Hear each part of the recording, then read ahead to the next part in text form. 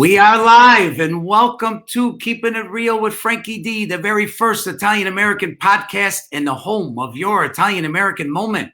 I am your very proud host, Frankie D, and we can be heard at ItalianAmericanLife.com, on iTunes, Stitcher, your podcast app.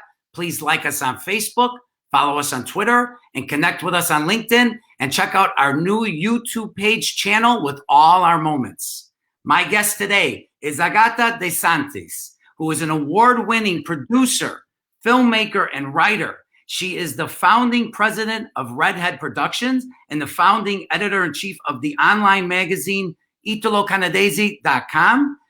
She did a 2010 documentary film, Malocchio, which looks at the evil eye and superstition. And her latest film back in 2018 was Terra Mia. And Agata is the author of Malocchio.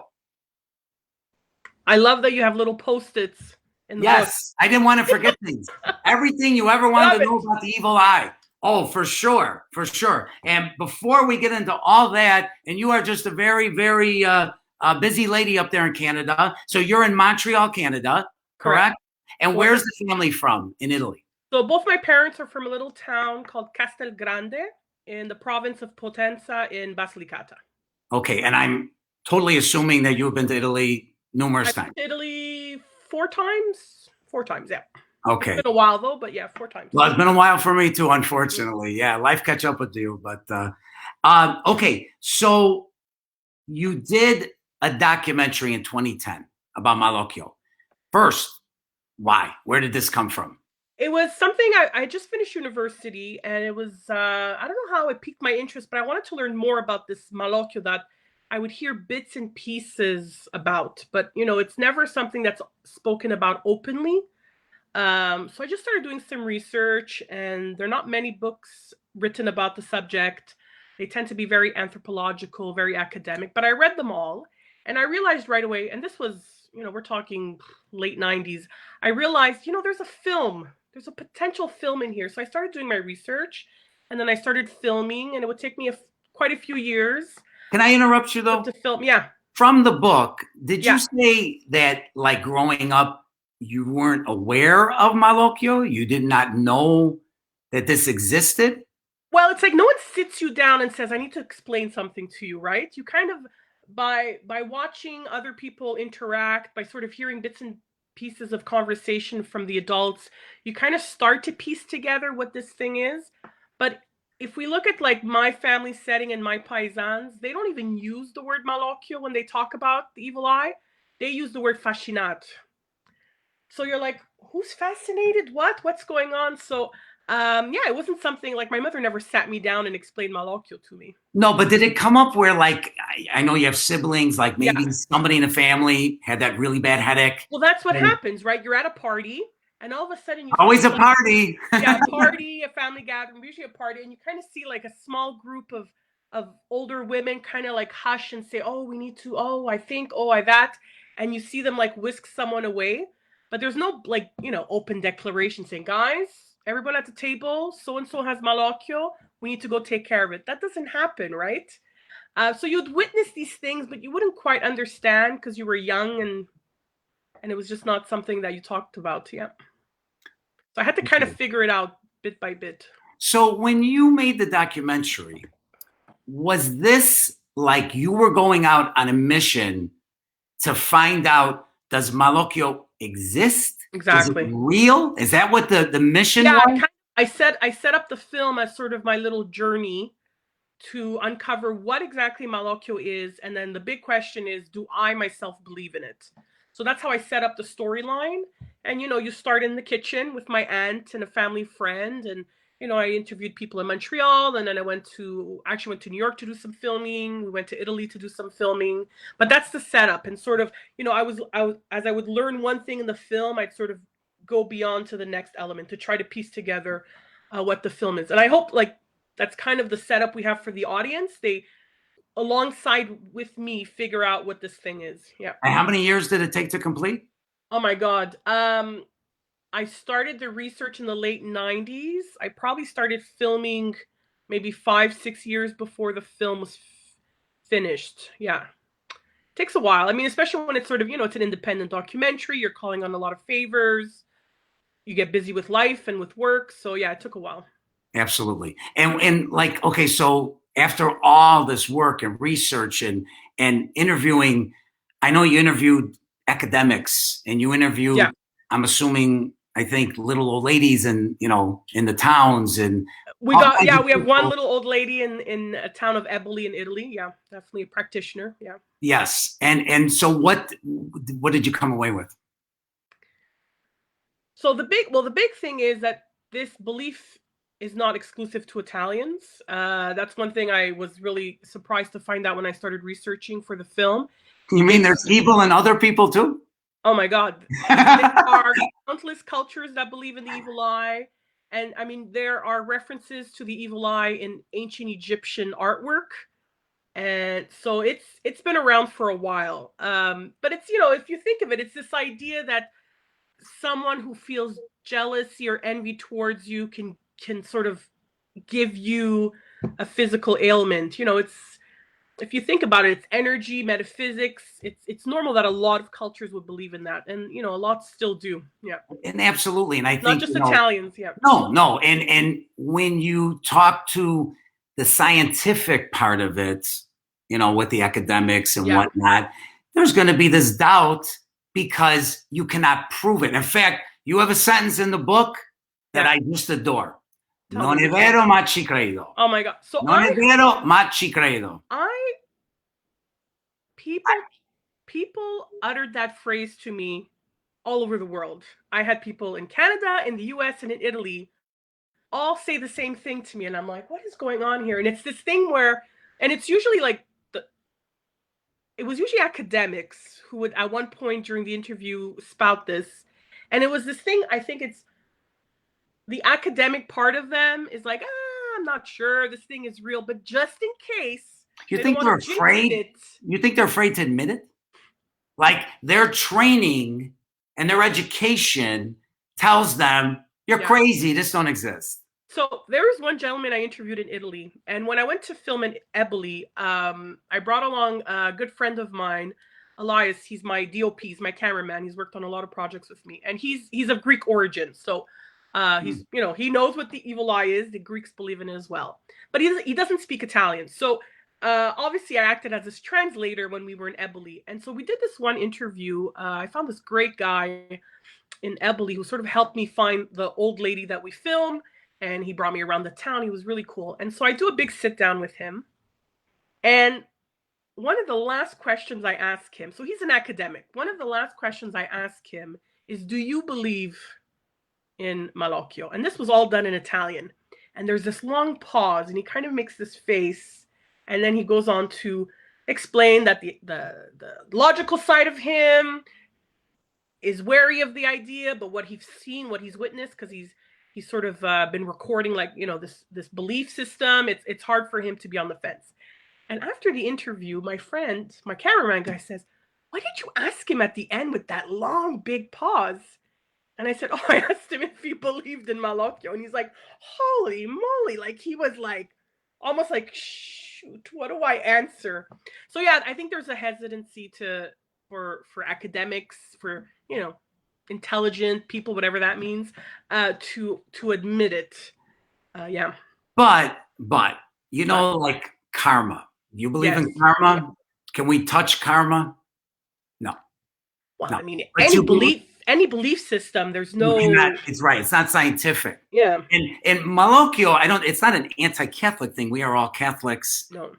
But so I was first married. I'm married to a girl born in Calabria. Mm-hmm. So we were first married. And Frank, you're from? I am, my mother's Sicilian and my father's Abruzzese. Okay. So the belief is potent. Yeah. Yes. And when it hits you, mm-hmm. Okay. So 27, 28 years ago, we're at a party, bunch of people, come home. Oh my God, my head, my 2-Excedrin, which is magic don't work. I'm dying. So Western medicine didn't work. Yeah. Right. And now I'm dying. I mean, this is like the worst headache in my lifetime. Wife calls, the little lady. È fascinato. She does what she has to do. Sì, è vero, Frank, è fascinato. Then she does what she has to do. I do a thing. We fill up water in the sink, salt, left hand, 2 times, cross, up, towel, what we have to do. So in your case, you've got the woman currying you, I guess, over the phone, but you have to do the ritual. I have to do what she says. Oh, that's interesting. Okay. Now, when you're in that position, okay, my father used to have a saying in our business: a drowning man will reach for a toothpick. Interesting, yeah. Hai capito? Mm-hmm. When you're desperate. Anything, yeah. Anything. So I do it. She does it. I do it. Go lay down. Feel great. 20 minutes. I always tell people it's 20 minutes. It is relatively quick. Yes.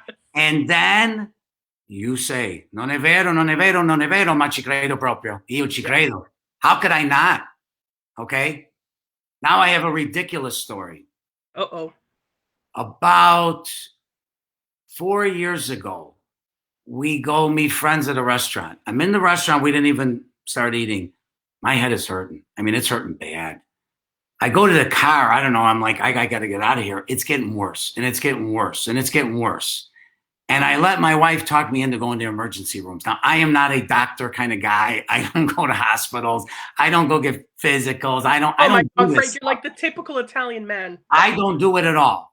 Give me a little Excedrin in the house. If I'm dying, I'll take it. That's it. So we go to the hospital. So we're in the emergency room. And I want to say that it was like the first year that the Chicago Cubs baseball team was like in the playoff. They might have been in the World Series that night. So like the emergency room is empty. Okay, no one's there. So I get in right away. So I'm sitting there. Now, I'm the type of guy, I'm like too sincere and honest for my own good. And I see things like I'm very old school. I'm 54, that I act like I'm 104. Okay, so we have the doctor come in. And he goes, oh, what's the matter? I'm like, my head, blah, blah, blah. But I literally am so stupid. I tell the doctor in the emergency room, well, it might be malocchio. I had this one time. I kid you not. He looked at me like somebody order a straitjacket because this is insane. I did this because I'm sincere. Like I'm literally telling the guy, well, this could be the diagnosis. I could have malocchio. So I believe. I'm a believer. Okay. I mean, most believers, it's because it's happened to them or they've witnessed it firsthand. And it's like what I just saw can't be explained any other way. That's usually what happens. So a lot of doubters become believers once they've experienced it themselves or they've witnessed, a close friend, a relative go through it. Yeah, that's usually what happens. We wish this stuff didn't happen, but jealousy and wishing evil and all these things, I'm pretty sure have been for the amount of time that human beings have been walking on the earth. Yeah. Now, I have to say, because you said wishing evil, so a very important distinction I always have to make, and I since I've been doing research on this film, I always find myself correcting people. When people say, oh, I'm going to give you malocchio, I'm always like, that's not how it works. You don't give it intentionally. It's an important thing. If you're thinking of like, I want to wish evil on someone, I want to curse someone, that falls into the realm of black magic, and that usually means you've gone to someone like a mago in Italy, right? Some kind of witch doctor to ask them, look, there's so and so. I want. No worries. I believe you. I don't have the power to do that. It's so important when people understand this. Yes. It's intentional. Yes. So the person that gives it to you, definitely there was an envy or jealousy. Absolutely. But they didn't mean to make you sick. They didn't mean to give you a headache or a weird stomach ache or this weird overall feeling. It's very important, which is why I tell people, the person that's doing the cure is going to ask. My mother always says, who did you talk to, right? Who did you bump into? Even if you kind of figure out, oh, shoot, I bumped into so-and-so and we were talking about this. And it's very important that you don't go to that person and accuse them of giving you malocchio. It's very important because they didn't do it on purpose. Bad idea. Right. Yeah. Right. So, it's kind of like the etiquette of malocchio. Sure. Can I give a little shout out? We have a lot of listeners Just want to say hi to Helen Tenuta, Felice, Melissa, Mr. John Conena, Teresa Nicastro, Rosa, Anna. Thank you for listening. Hope you're enjoying it. So cool. Yeah, no, this is the second time I've done this kind of setup. You are 100% right. We are talking about taking it away. Yeah. We kind of know what we're talking about to take it away. The real money's in giving it, but I'll never have that power. So no, and like I always tell people, like if you want to curse someone, which I don't recommend doing, but that means you're going to someone. You're going to a witch doctor. You're going to someone who does some kind of weird spell, and usually they're going to ask for payments as well. So that's a whole other world. It's black magic, and Sure. Yesterday, I'm with a buddy. I told him we were going to do this. He's from Calabria. Yeah. Older man. And he said, I had a little experience. When he was a kid in Calabria, his stomach always hurt when he'd eat. Always hurting. So one day, mom brings him to some lady. Yeah. And she starts rubbing his belly, and she's saying things and rubbing. He's like, I don't know how old he was, but he was a young boy. And it went away. And it went away, and he never had that again. So, come hai detto tu, non è vero, ma ci credo. Yeah, it's really cool. And that's the one fun thing when I started screening the film is I realized right away after my first screening that we had to leave time for a Q&A after.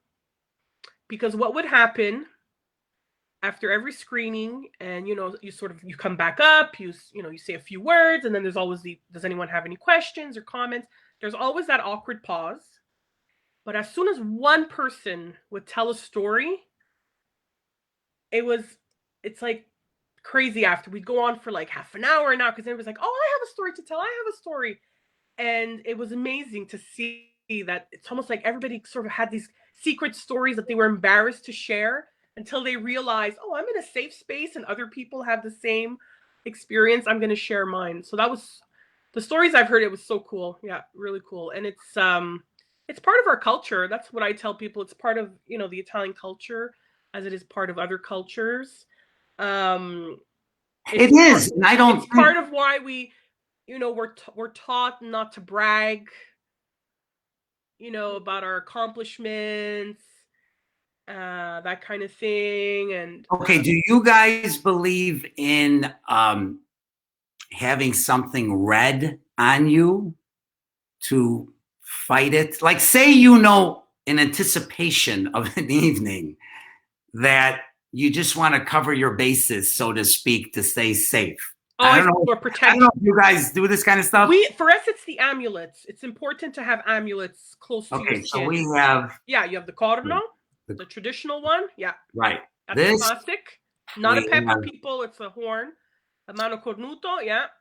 I don't have the other one. The gobetto. Do I have a gobetto nearby? I have it in my book. The hunchback. He's the cute one. He's the funny, the hunchback with the top hat. Where is he now that I'm looking for him? This guy. Yeah, exactly. The gobetto. Exactly. He's the funny looking guy. And he's usually, the bottom is usually always a horn. And the hand, he's got either, sometimes he's doing the mano cornuto. He's got sometimes a horseshoe or an umbrella. Right. But they say the gobetto or the gobo is the most potent because he sort of engulfs all three amulets. Really? Yeah, because he's got, his bottom is always a horn, and he's got the mano cornuto somewhere. But you realize now sales are going to skyrocket for that now that you mentioned that. Yeah, everybody. Yeah, I'm going to buy stock in that thing. Yeah, but the corno is the most popular. Okay, so the corno. Yeah. Back in like the 80s and 90s, where I'm at in Chicago, it was a big Italian American area. Everybody's car had it hanging from the. I might still have one hanging from my car rear view. But now this, see, a lot of people, I think they think that's for good luck. That's not for good luck. That fights off evil. Yeah. So as the belief in Malocchio is an oral tradition passed on generation through generation. So you know how it is, it changes. So somehow, somewhere like the immigrant communities that came to North America started associating it to good luck, kind of like a rabbit's foot, or sort of a representation of of our Italian culture. So, you know, you would go to, you'd go visit New York, Little Italy, and of course you come home with a horn because it's a souvenir from Little Italy. So somewhere it got mixed up. It got turned from a protection against evil eye to a good luck charm, which I guess if you think of it, it's a logical transfer, but it's wrong. It's not a good luck charm. It's a protection Right. And against evil eye. also, you correct me if I'm wrong, but doesn't it have to be that I can't buy it for myself and hang it in the car? Someone has to give it to me. Well, so yeah, so a lot of people believe, again, this belief, you know, there's a lot of variations in the cure and how things work because it's passed on orally. But a lot of people believe it's better to gift it than to buy it for yourself. So when I was promoting the book, when I was promoting the film, I'd be selling the DVDs and I used to sell amulets. And a lot of times it was adorable. I'd have like two friends. They'd literally buy a horn. They'd each buy a horn and gift it to the other one. Because they're like, oh, it's more powerful if we gift it to each other. So yeah, that's part of it. Which is why, for example, you know, a godparent often will give a godchild Right. the amulet as a gift. Right. That's, you know, that happens often because it's supposed to be, you know, someone comes back from Italy. Chances are, if you get jewelry from them, it might be like a little gold Sure. or something. And that's the idea. It's supposed to be a more powerful amulet if it's gifted to you. Yeah, Right. a lot of people believe that. Right. A few more shout outs. Hi, Ivana. Hi, Maria. Hi, Armenia. Sarah, Pasquale. Hi to everybody, and thank you for listening. Now, I forgot. I didn't hear what you were saying. Do you guys believe in the red being on you? Like something red on you? Is that something you guys believe in? Not the red. It's more the amulet. So the idea is that Okay, so not. if you're going to a party, you should have an amulet close to the skin, which is why it's, you know, people usually wear it around the neck or on a bracelet as a charm. A lot of people have it on their keychain because the idea is that it's probably in your bag, close to you. So it's usually a protective amulet close to you. That's what we tend to believe. Now, newborn baby. Oh, yes. So now you say, wow, ma quanto bello. What do you got to say after? So everybody, you got to bless the kid after you compliment them. And I talk about in the book, when we were young, one of my great aunts, whenever she would see us, would like pinch our cheeks and be like, oh, come say bruta. And as a little kid, you're like, why is Tia Teresa calling me ugly? It took me a long time as an adult when I was researching Malocchio to realize that that was actually the most endearing thing she could do to us. Because in essence, she wanted to be sure that she didn't unintentionally give us Malocchio by complimenting us. So by calling us ugly, it's almost like she broke the potential giving a Malocchio.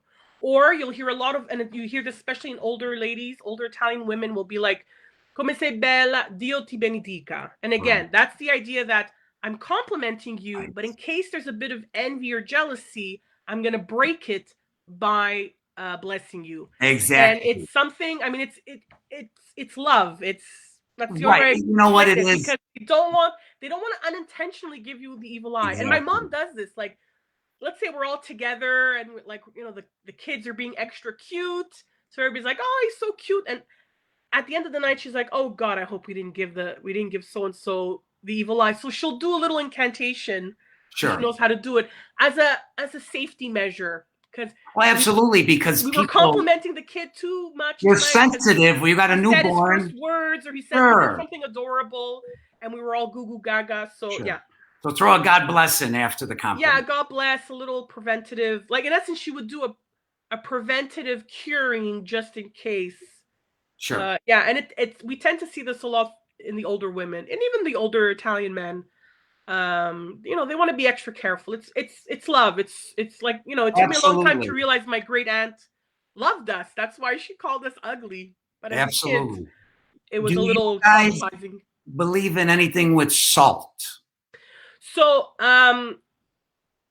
it is a common feature of the curing ritual, but not for everyone. So it varies. I always joke that there are as many curing ritual variations as there are towns in Italy.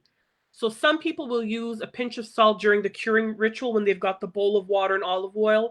Some might just throw a pinch. Some might like as they're throwing a pinch, do a sign of the cross. Some people might throw it over their shoulder, throw it out the door. There's all kinds of variations. It's common, but not for everyone. Yeah. Knives too. Some people will like stab the water with a knife, but not everyone does that. Yeah. If you are in a room or a party or whatever, and it's a potential, you do a little of this in your pocket. A little. The safest is the mano cornuto towards. So I always tell my friends, because like, what if I don't have an amulet? I said, well, you do the mano cornuto, and you kind of discreetly direct towards the person you think could maybe give you the evil eye. And again, discreetly. You don't go into their face and be like, I think you're giving me. Don't be teaching young kids to go to parties and go, you. It's got to be done discreetly. So I have found myself, you sort of put your hand in your pocket and you face the like you've done that. Yeah. Absolutely. And there's nothing wrong. Or if you have an amulet, you touch it. Right. There's nothing wrong with protection. It's preventative medicine. They teach that in high school, don't they? Sorry? It's prevention, yeah. Always better to prevent it to then have to deal with curing it. So someone wants to ask you. Yes. How do your family take away the malocchio? Do you want to say like the procedure? Well, I actually include my mother's prayer in the book. So my mother was taught by a friend of the family, my family friend. She was taught a whole prayer ritual. It's long and it's quite funny, and it's a mix. So first thing, my mother is taught. She either has to touch the person who's affected, or let's say they're at another house. Let's say, see, my mother can't. If you call my mother and she hasn't seen you recently, she can't do it. Others really. My mother has to either touch you, or let's say my sister was over and she calls my mother an hour later and says, Ma, I don't know, I think I have malocchio. She'll be like, what chair was she on? She'll touch the chair that my sister touched. So there has to be some remnants of that person. Fortunately for me, my lady, I don't have to be there. She don't have to touch. Yeah, some people do that. You call them on the phone and they're doing it. Yeah. My mom was taught she has to either touch you or something you've touched. And then she goes through this prayer ritual, and it's a mix of Catholic prayers with these funny lyrics about two brothers visiting a town, and then she does more Catholic prayers, and then back to the funny limericks. And then what happens is, while she's doing the incantation, if she starts tearing up and yawning, that is positive that the person has malocchio. And I always say the curing ritual acts as both a diagnosis and the cure. So once she starts yawning and crying, it's a diagnosis and the start of the cure at the same time. And if she finds by the end of it, she finds it's really potent, because she's like really tearing up and can't stop yawning, she might do it a second or third time. She'll repeat the whole incantation. So for her, it's that simple. Other people will use the olive oil and water ritual, but my mom was taught the prayer, so that's how she does it. Okay, another point. Yeah. I have heard that the only time to learn how to take it away is Christmas Eve at midnight. So True. Again, it's a common belief, but not for everyone. So like in my mom's situation, she was taught, the friend was over, and on that moment she was taught how to do it, during that visit rather. But yeah, some people believe in that. And then I've also heard that some people believe that if so many years pass, it's almost like you need to do a refresher course. Well, sure, But again, it's not everybody believes that. But I've heard some people say, after so many years, you need to relearn the ritual, or kind of just go through the motions again. But yeah, some people believe that. But again, it's not 100% of all believers. Yeah. Do you know, is there something to do with so they teach this girl, they can't fully be able to take it away unless they themselves pass away? No, that again, so again, it's a variety. So some people believe that, for example, they can teach 3 people, and after they teach the third person, they'll lose their own powers. But most people, no, I haven't really heard, I don't hear that often, because it's usually, what ends up happening is that the person who knows how to cure it it's almost like they feel a responsibility to pass on the knowledge, and they'll kind of decide. It's like it's difficult for you to go to approach someone and say, hey, can you teach me? It's almost like Oh, for sure. the person who knows how to do it kind of chooses you, and they'll kind of look around, and they'll choose. Usually it's not always, but it's mostly passed on from woman to woman, but not necessarily, but most of the time. And usually it'll be like a daughter, a godchild, a favorite niece, someone. It's almost like they're entrusting you with this very powerful information, and if they entrust you, it means they believe that you're going to respect it, you're going to follow the protocols, you're going to use it, that kind of thing. So it's a privilege to be sort of offered the curing ritual, for sure.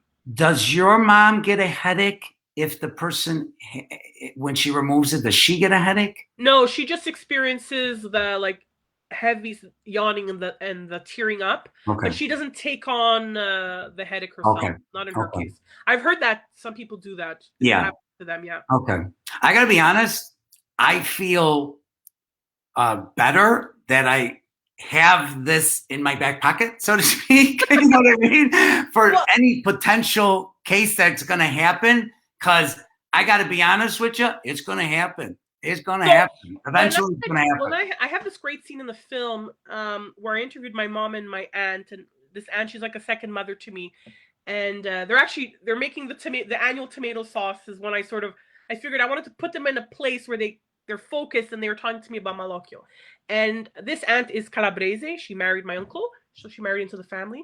And she made a really interesting comment during the interview. She explained that if you think back to, she's now in her 70s, so when she was young in Calabria. Oh, your aunt is Calabrese? Yeah, my aunt, she married into the family. So what she explained was, if you think of it, back then, we didn't have money to go to the doctor. So things like headaches, earaches, weird stomach aches, you relied on that elderly woman in the town, or the friend of the family, or the relative. Everybody knows somebody who knows how to cure it. And you kind of hope that it was just Malocchio and not something more severe.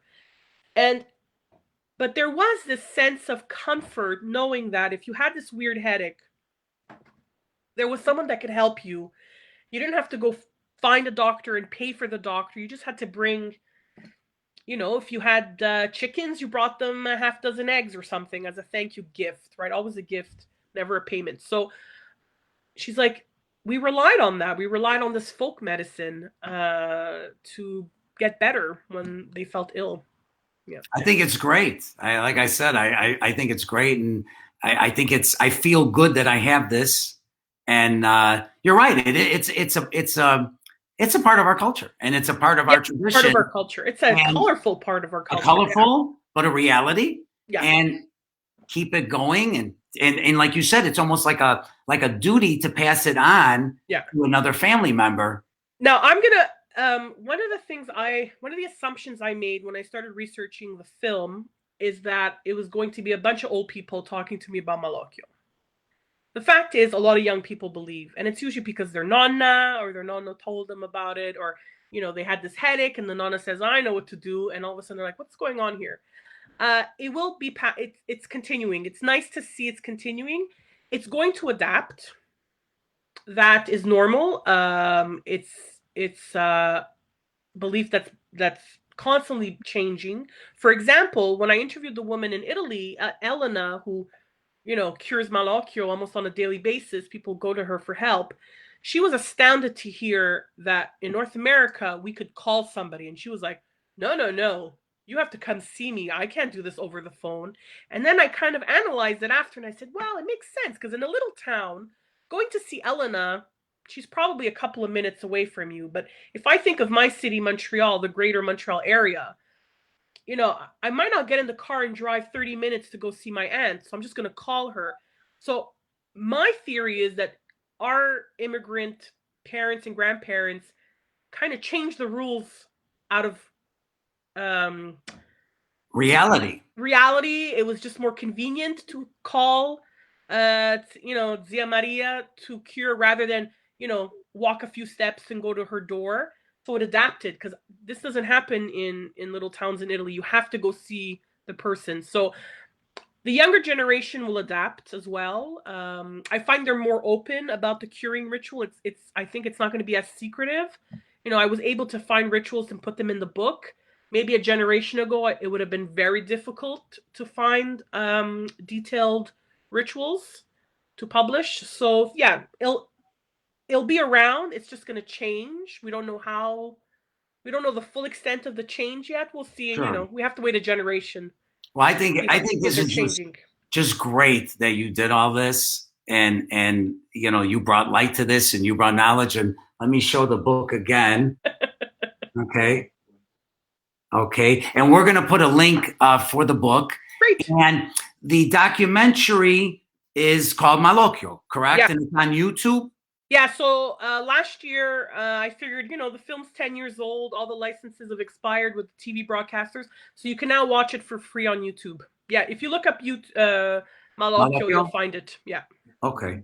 Okay. And we'll put a link for that as well. And real quickly, so you have this online magazine, italocanadese.com. Yes. Now, you started that, and what's the basis of that? So I also work as a writer, and I had started a few projects. I think it happened twice, where we were sort of, starting a publication for sort of the young generation.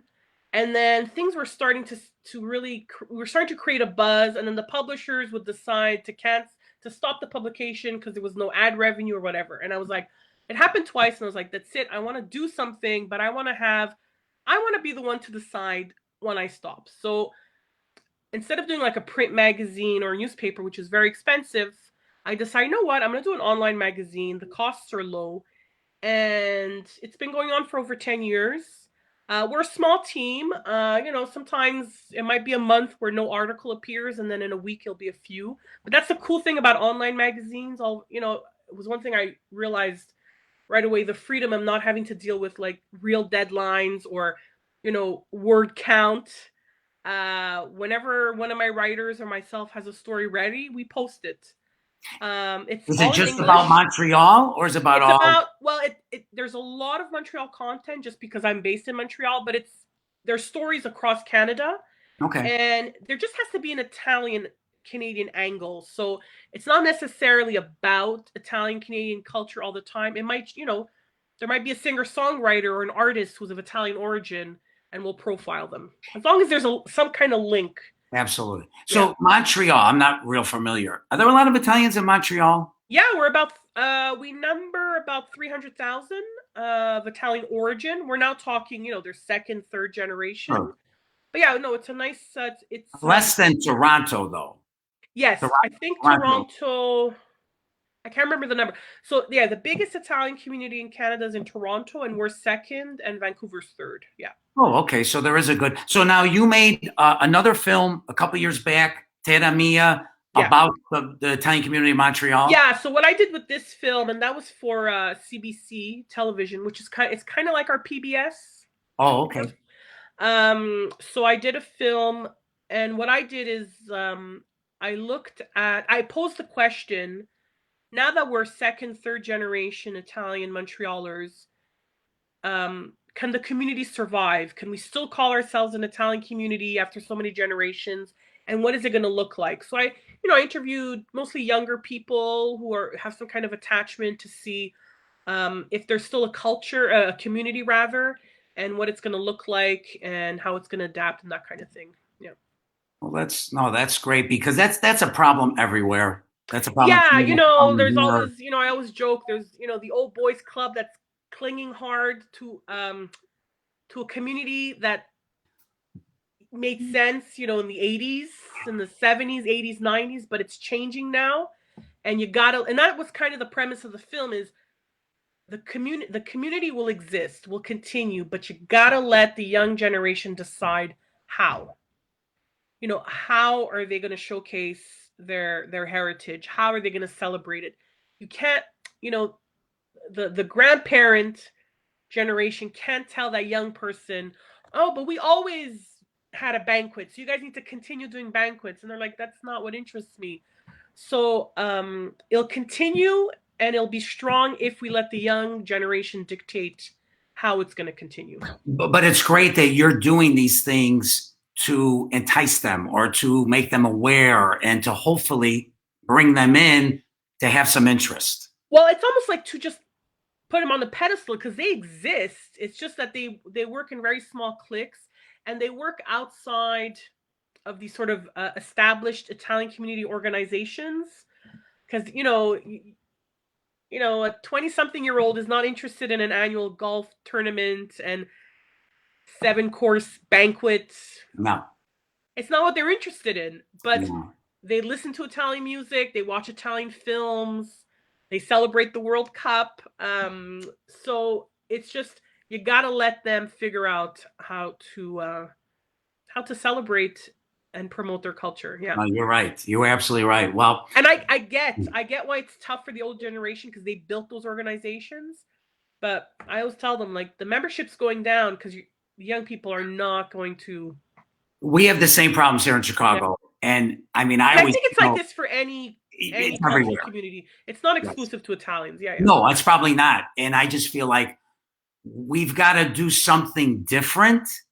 And we got to do something because I have fear of, like, not tomorrow, but 30, 40 years from now, what's going to be left? I was speaking for Chicago of an Italian-American community. And if we're going the way we're going, I'm a little scared about it. And I mean, I don't want to see that. I want things to continue, just like, some things will end.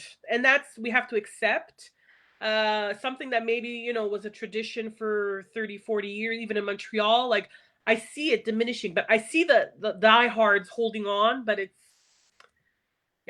Yes, no, absolutely. But something else, for example, I find, and I always tell the older generation, I said, there's a huge contingency of young Italian Montrealers, for example, online, celebrating their culture. You guys don't see it because you're not online, but, it's there. It's there. You're right. It's just being transmitted differently. Yeah. You're 100% right. But I was going to say, thank you, beyond the interview, thank you for all you're doing to keep our Italian culture alive in Canada and everywhere. And everybody, buy this book. Very interesting book. Thank you. It's a great gift. It's a great gift. You learn so much about it. It's okay to buy it for someone and give it to them. Yeah. Right? It's very good. So thank you so much for the interview. It's been a pleasure. It was very interesting. Thanks for inviting me. Oh no, it was my pleasure. This was a lot of fun. Good subject, and like I said, something that's kind of close to home with us too. So absolutely. Thank you so much to all the listeners. Thank you, and have a great day or night. Ciao.